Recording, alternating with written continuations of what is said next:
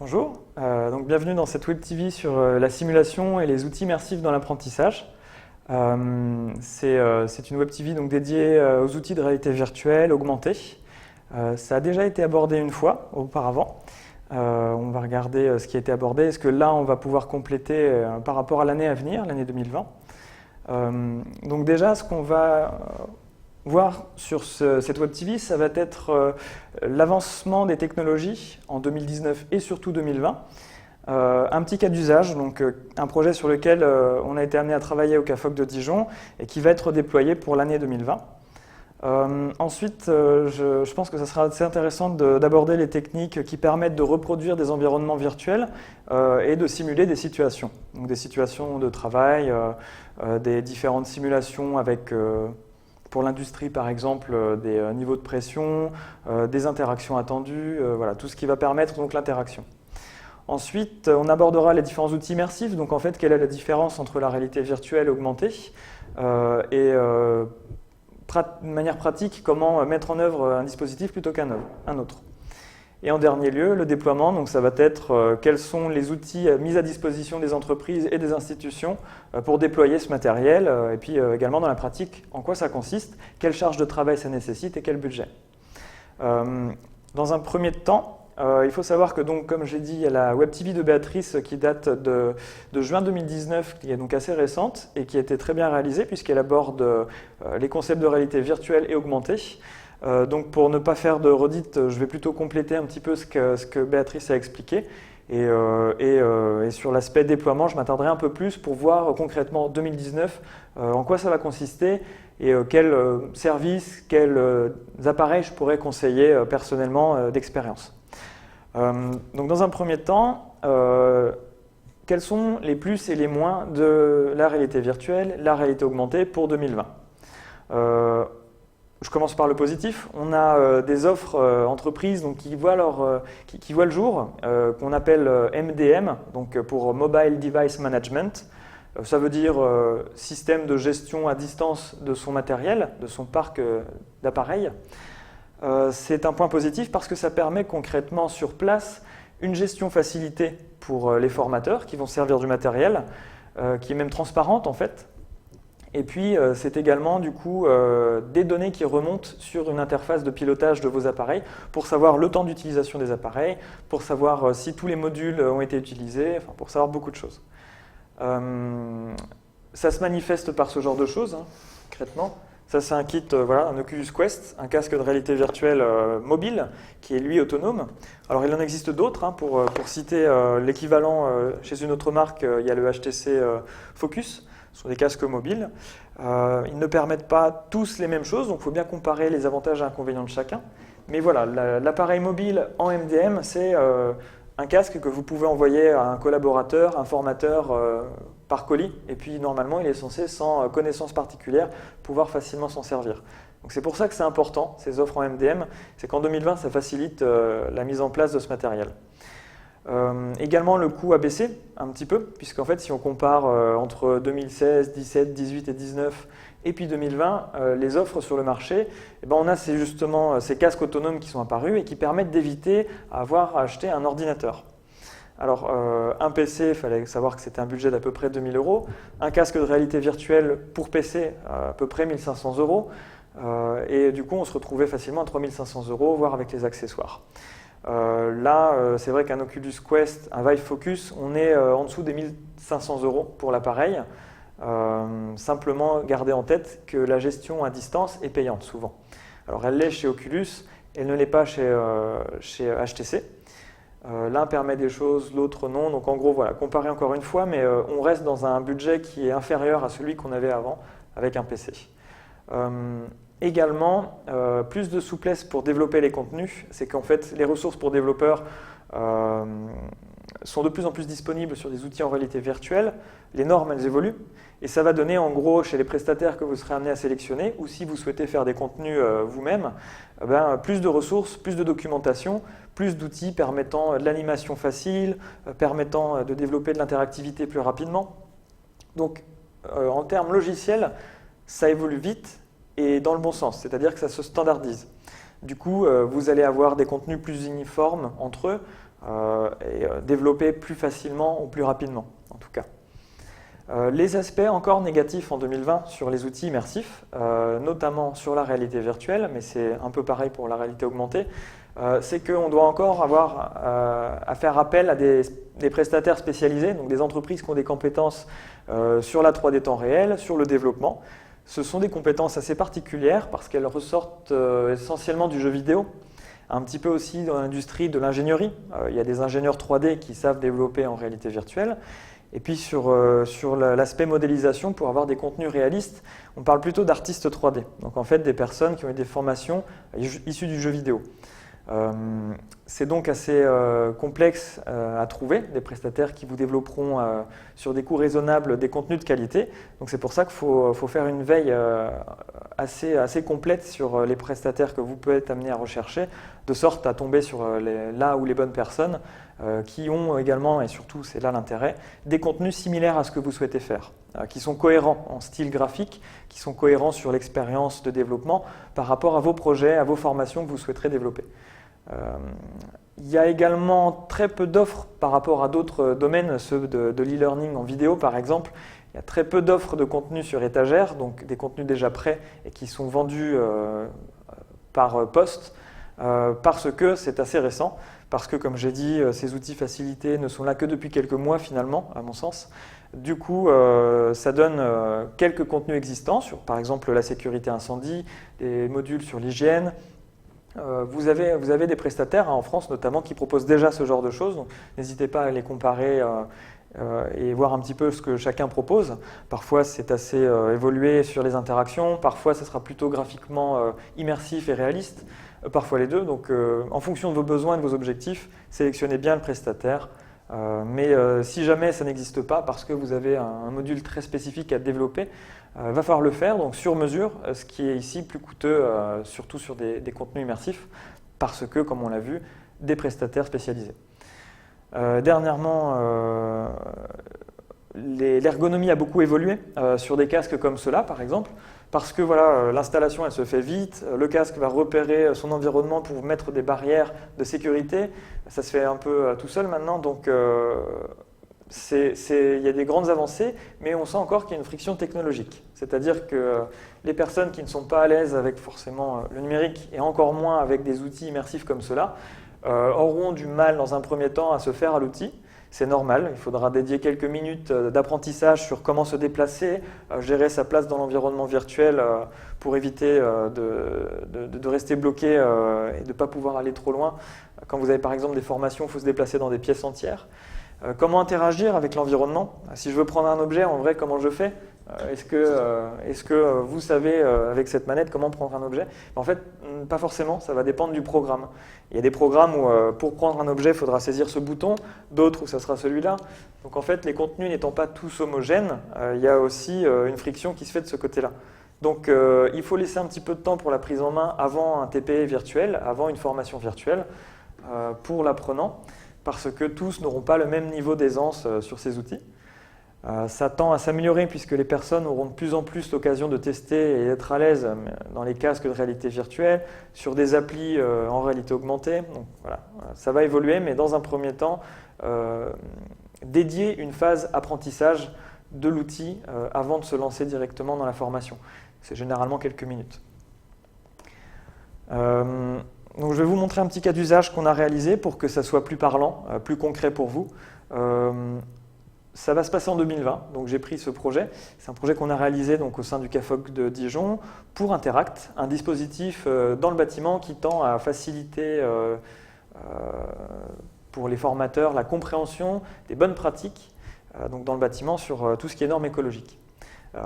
Comment bien isoler un bâtiment, comment utiliser des manchettes isolantes, des films d'étanchéité à l'air. C'est voilà, plein de procédures qui sont donc réalisées en vrai dans des lycées professionnels. Et là, on va préparer un petit peu les TP en début de journée avec les formateurs grâce à ces modules. Donc en fait, les étudiants seront amenés à prendre le casque. Alors peut-être le groupe entier, peut-être juste un ou deux étudiants.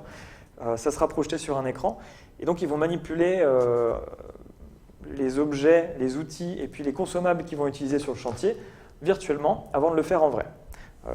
L'idée ici, c'est de comprendre un petit peu mieux ce qui se passe au niveau du déroulé du TP avant de le faire vraiment, pour avoir déjà un bon aperçu et puis quelques bonnes pratiques de fournis, qui seront par la suite complétées évidemment sur place par le formateur. Donc, je vous lance le teaser qui relate un petit peu du contenu. Et voilà, vous voyez donc un environnement virtuel, on est sur un chantier. Les personnes qui ont le casque peuvent manipuler des outils. Ici, une agrafeuse, par exemple. Après, elle va prendre voilà, un film isolant.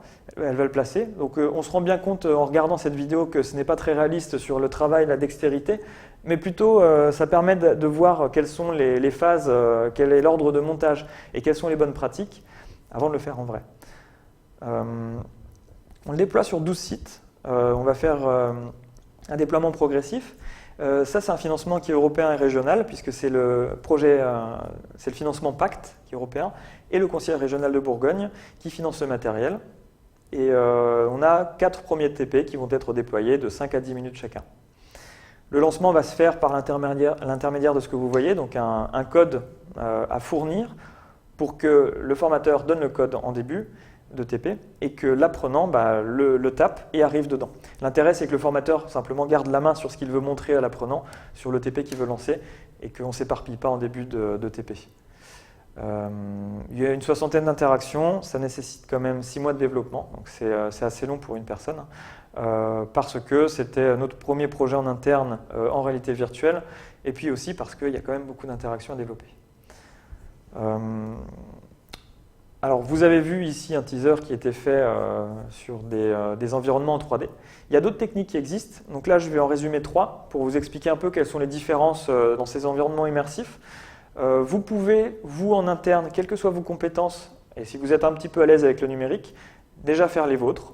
Pour cela, il y a la vidéo 360 que vous connaissez peut-être déjà. Ça consiste en l'utilisation de caméras 360, des petites caméras qui sont très simples d'utilisation et peu coûteuses, qui vous permettent de capter des environnements de travail réalistes, puisqu'en fait ce sont les vrais environnements, en vidéo ou bien en photo. Et après, il y a des outils qui vous permettront vous-même de réintégrer ces environnements et de créer des interactions, des quiz, des scénarios qui s'enchaînent avec des zones où vous pointez et vous cliquez pour aller par exemple d'une pièce à une autre. Ces outils ont beaucoup évolué. Là, je peux en citer 2 que je connais en France qui sont avec du support client. Il y a Uptail, il y a également Wanda VR. Et ça permet, ce que vous voyez à l'écran, donc de voir le réel parce que c'est filmé, c'est capté.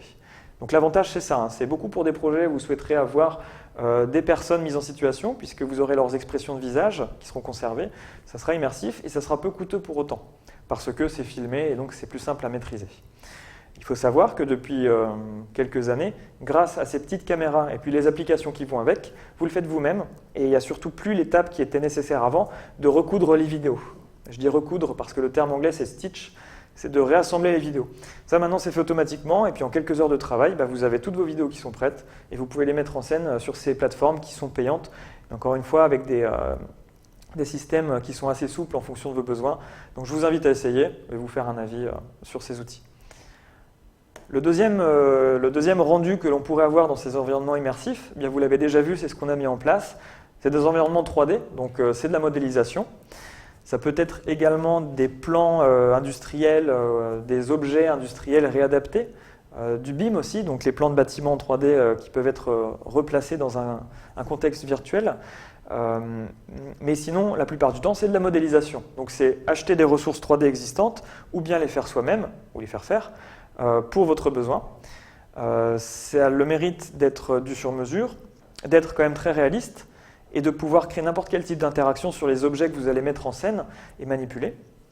En revanche, ça demande beaucoup de temps. Ou alors, il faut trouver exactement les bonnes ressources, ce qui n'est pas toujours le cas, pour les inclure dans votre projet. Donc, c'est particulièrement adapté à des formations immersives où il y aura beaucoup d'interactions. Vous aurez des objets à manipuler qui devront se comporter d'une certaine manière. Par exemple, une perceuse, vous allez la prendre virtuellement, vous allez appuyer sur la gâchette, elle va se mettre à tourner comme une vraie perceuse. Bien pour ça, il va falloir la modéliser. Je vais aborder un troisième rendu qui est assez différent et qui est peu documenté et peu connu encore, mais je pense qu'il y a un fort potentiel pour la formation immersive. C'est la photogrammétrie.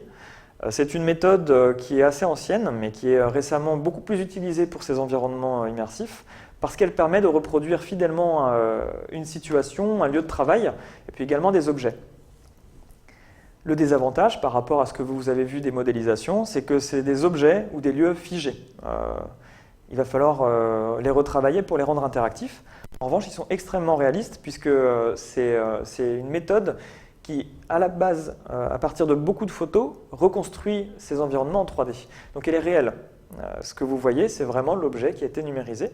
Et donc par exemple, ici, vous avez un module sur les enquêtes d'incendie de River, une société à Londres qui propose des formations comme ça. Et bien un environnement qui est ici complètement réel, où il va falloir soi-même enquêter et trouver le départ incendie. Donc c'était parfaitement approprié pour ce genre de choses. Ça peut l'être également dans des modules immersifs sur l'industrie, en industrie, parce que vous aurez parfois envie de reproduire des environnements de travail où il y aura des appareils qui n'existent pas forcément ailleurs et qui du coup ne sont pas simples à modéliser, ne sont pas forcément documentés. Donc ça peut s'y prêter.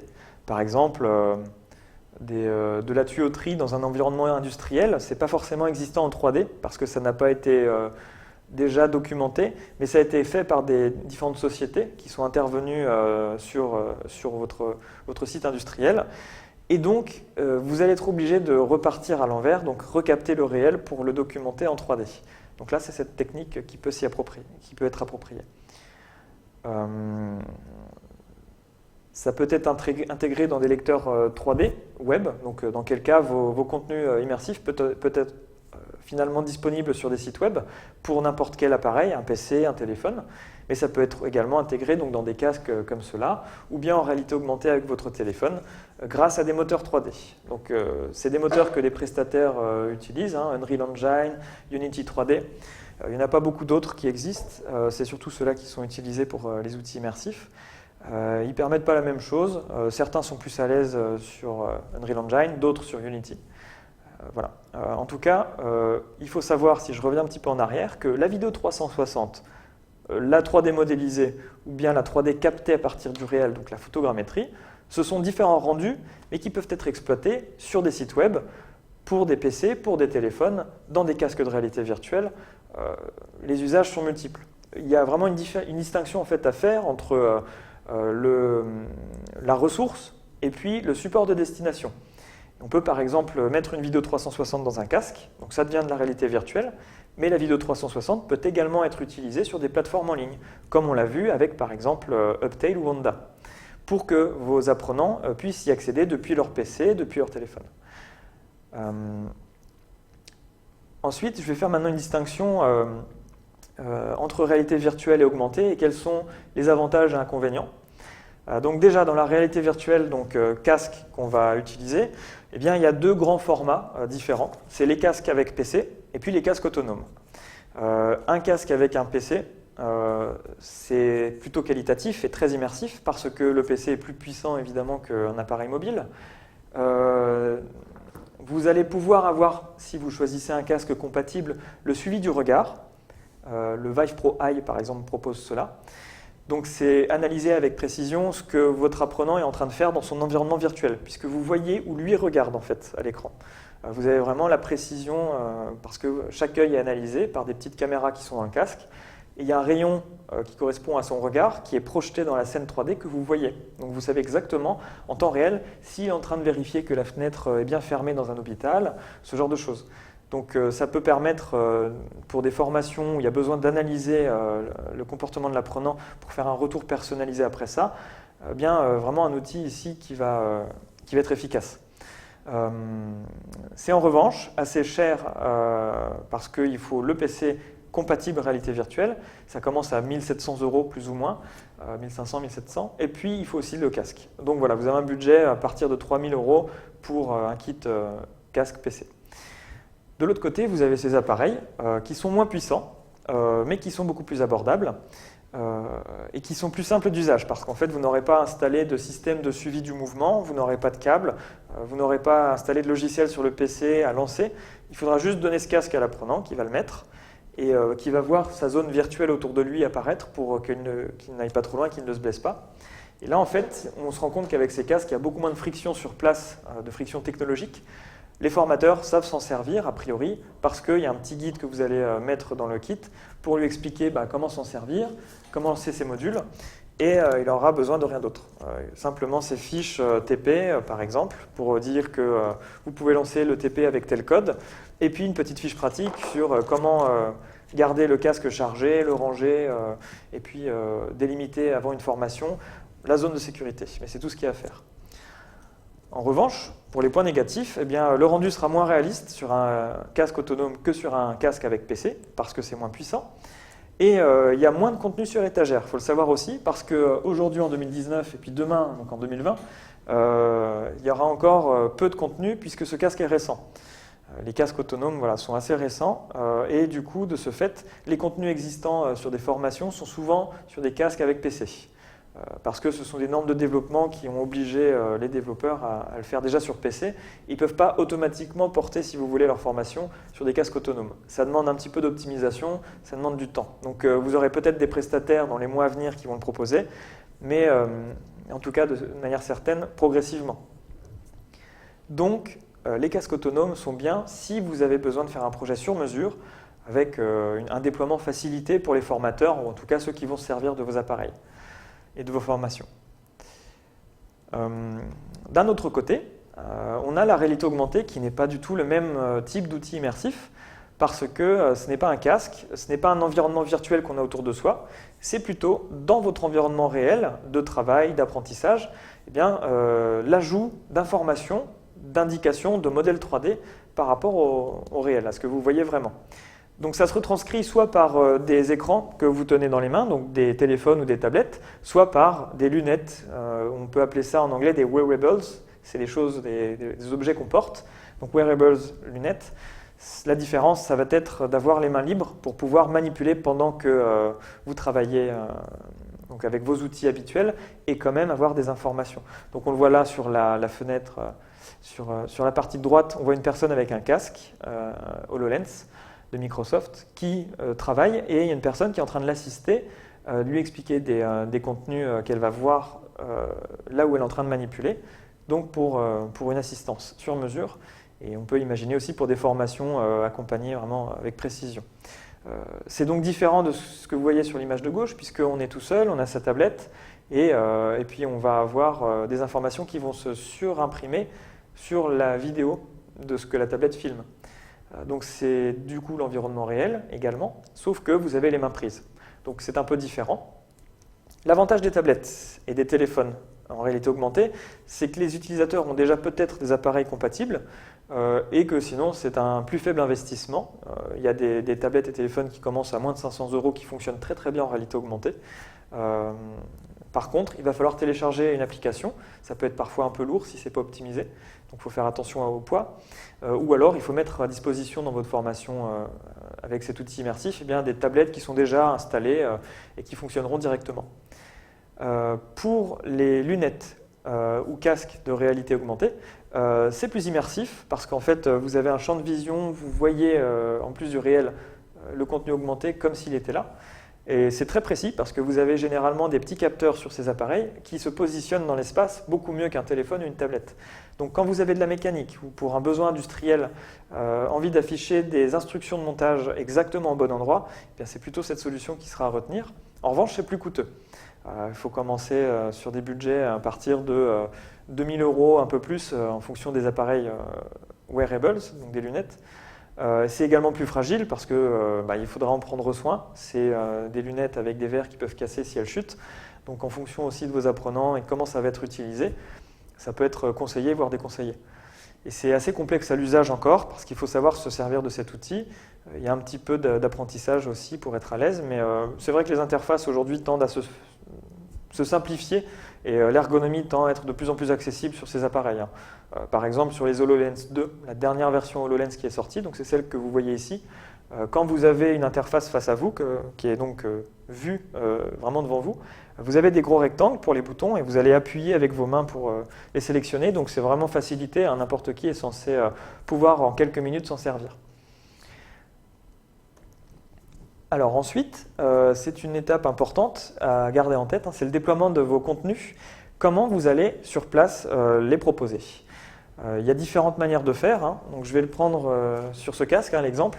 On a un Oculus Quest ici, qu'on va vouloir déployer sur 10 sites avec une formation dedans.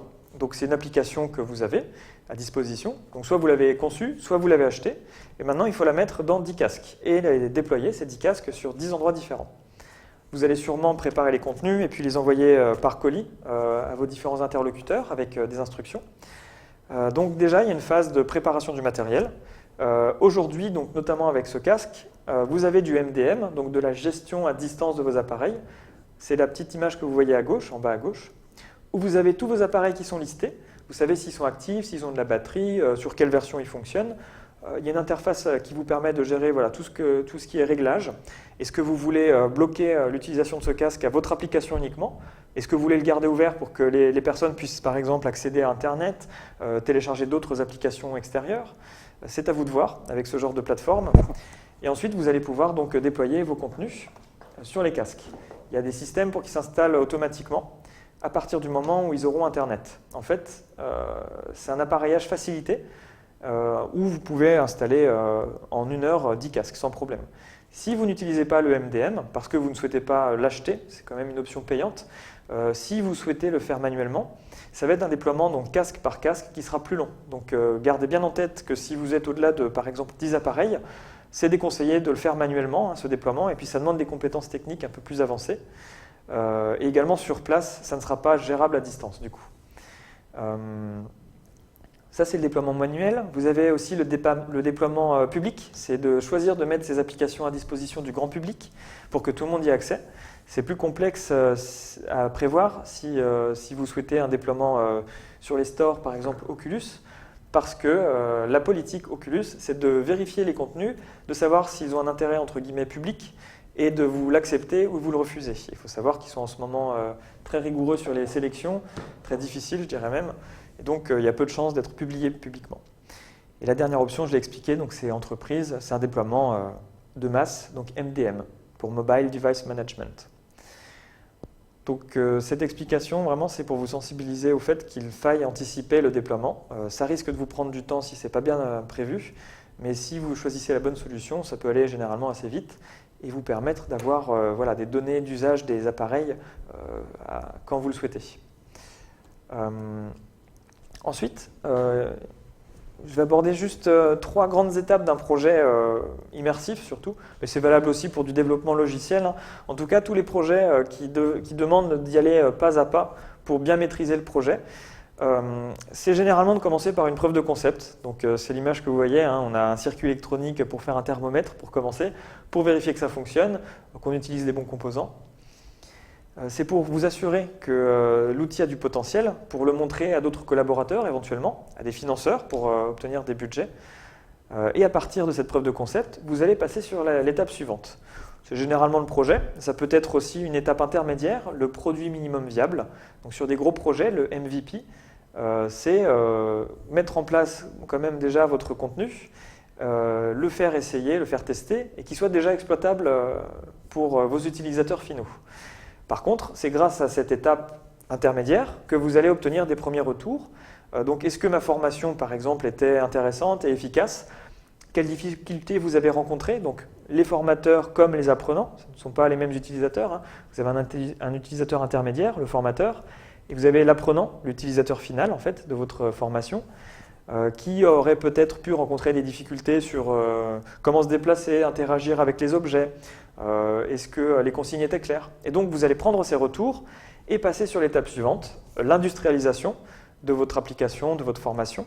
C'est donc la version qui sera exploitable en masse sans problème par n'importe quel type d'utilisateur. Ces 3 étapes, donc la preuve de concept, proof of concept, le minimum viable product, produit minimum viable, et puis la phase d'industrialisation, c'est des temps qui sont généralement au début très courts, donc on est vite capable de montrer que ça peut marcher, qui sont ensuite moyens. Il faut créer du contenu, j'ai mis 10 à 20 jours, mais ça peut être quand même assez variable, hein. Et puis qui peuvent aller jusqu'à un nombre infini de jours, hein. La version industrielle, c'est finalement vos versions suivantes de contenu, c'est comment vous allez faire évoluer le projet, mais il faut savoir qu'à partir donc, de cette dernière étape, il sera exploitable par tous. Donc l'idée, c'est que dans un premier temps, vous êtes capable de faire vos preuves sur le contenu et vous assurer que c'est un projet intéressant qui mérite la peine d'être développé.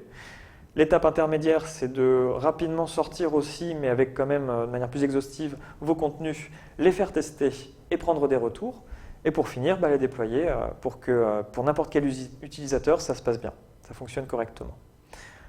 Voilà, c'était 3 étapes importantes aussi à montrer parce qu'il faut y être sensible. Il faut savoir que ça implique des temps de travail qu'il faut répartir aussi correctement pour éviter de dépenser trop de budget, par exemple, et de se rendre compte en cours de projet que ce n'était pas forcément la meilleure option de le faire sur un format ou sur un autre.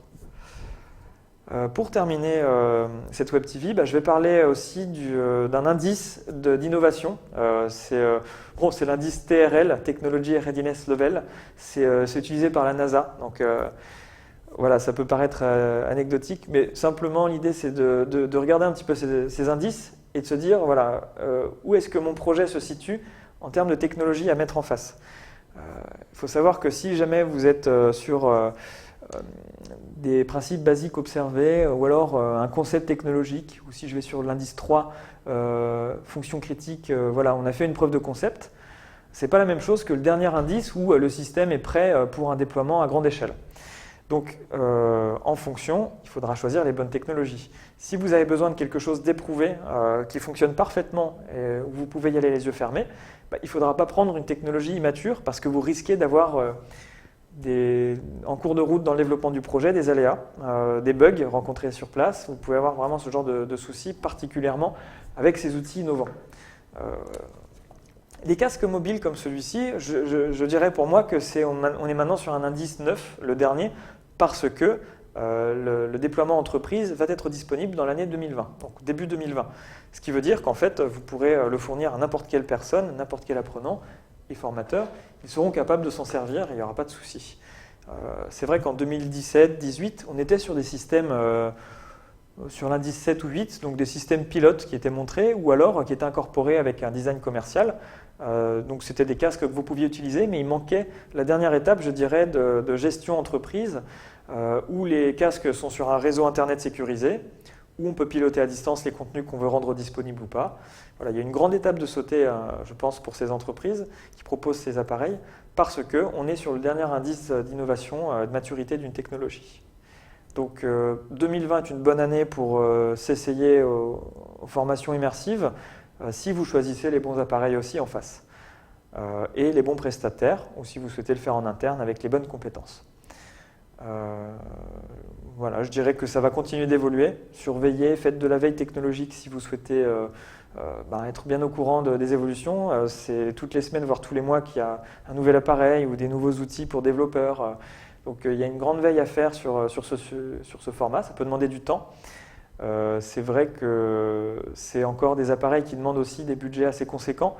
Donc si vous avez des envies de formation immersive pour vos projets, testez peut-être des formations sur étagère déjà existantes et testez à petite échelle dans un premier temps avec les preuves de concept ces formations pour vous rendre compte de l'impact sur place de ces formations, en posant des questions qualitatives et quantitatives aux formateurs comme aux apprenants. Et vous serez à même ensuite de savoir réajuster et au fur et à mesure mettre en place des contenus immersifs de qualité. Voilà, je vous remercie de m'avoir suivi. Je suis sur la fin de la Web TV, donc à bientôt pour un prochain sujet.